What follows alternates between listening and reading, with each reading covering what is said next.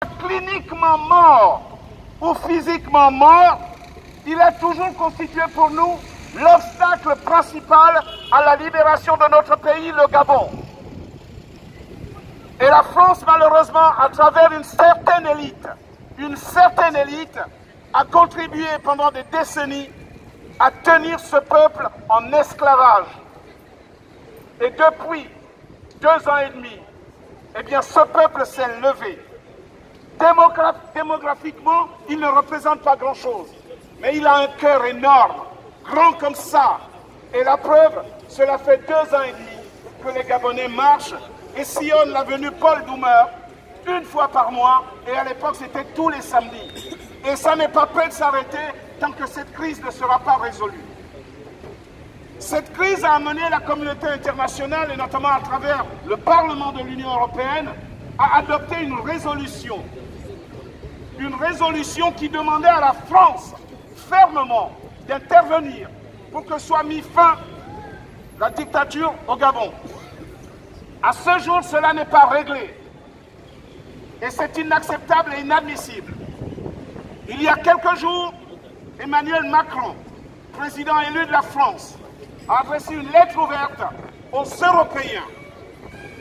Dans cette lettre, en dehors de tous les vœux relatifs à l'Union européenne de façon interne, il sollicite que ses collègues de l'Union européenne et la France inaugurent un nouveau partenariat avec l'Afrique, que la France inaugure un nouveau paradigme avec l'Afrique. Soit, et il demande justement que la France et l'Europe tournent son regard davantage vers l'Afrique. Que doit-on entendre ou attendre de ce regard? Est-ce un regard compatissant, un regard qui participerait à la libération de ces peuples, ou un regard de hyène, de prédateur, comme cela a toujours été, au point de réduire en néant les espoirs et l'avenir de ces peuples?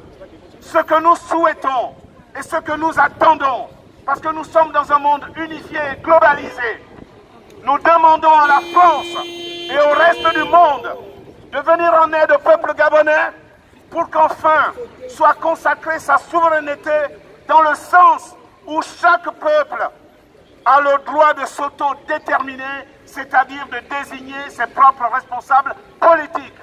Et c'est ce que nous attendons de la communauté internationale. Aujourd'hui, au Gabon, le dictateur ayant disparu de la vue de tout le monde, plus personne ne sait où il se trouve.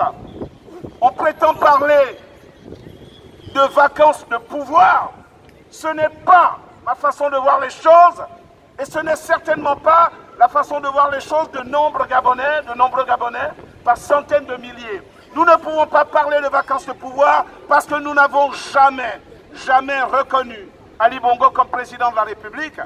Et nous ne pouvons pas parler de vacances de pouvoir parce que nous n'avons jamais cru en la capacité de la Cour constitutionnelle, instance judiciaire supérieure du Gabon, à lire véritablement le droit, sauf si elle est mise sous pression.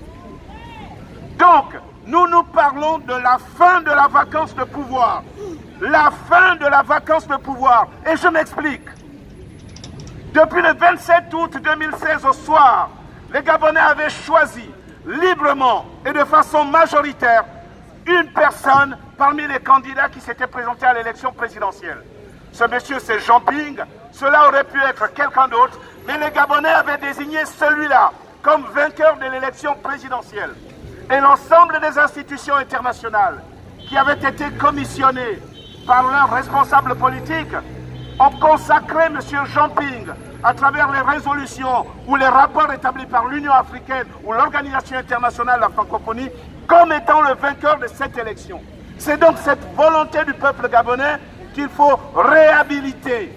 Je parle de la fin des vacances de pouvoir parce que la constitution de notre pays, dans son article 13, une constitution dupliquée par rapport à la constitution de 1958 de la France, prévoit justement la vacance de pouvoir au cas où le président de la République, par quelques moyens possibles d'empêchement, se trouverait dans l'incapacité d'exercer le pouvoir.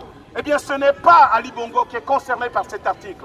C'est Jean Ping qui est concerné par cet article. Voilà pourquoi on parle de la fin de la vacance de pouvoir.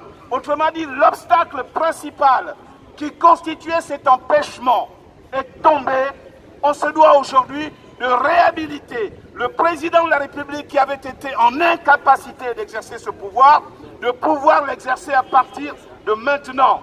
Voilà pourquoi nous militons pour que la souveraineté du peuple gabonais soit respectée et que par voie de conséquence, si et seulement si, quelle qu'en soit la forme, si on doit aller à des négociations, si la Commission africaine des droits des peuples doit prendre une décision, si le Parlement européen doit à nouveau se prononcer, ou si la France doit peser de tout son poids pour que la crise gabonaise soit résolue, eh bien elle doit être résolue. Dans ce sens-là, constater qu'il y a une fin de vacances de pouvoir usurpé et que le titulaire de la magistrature suprême soit réhabilité dans ses fonctions afin que soit respectée la souveraineté du peuple gabonais. On parle donc de fin de vacances de pouvoir et pas de déclaration de vacances de pouvoir. Que cela soit clair pour ceux qui veulent véritablement aller de l'avant. Chers compatriotes, chers amis, nous avons besoin de l'aide de tout le monde et de la contribution de tout le monde. Concentrons-nous sur l'essentiel.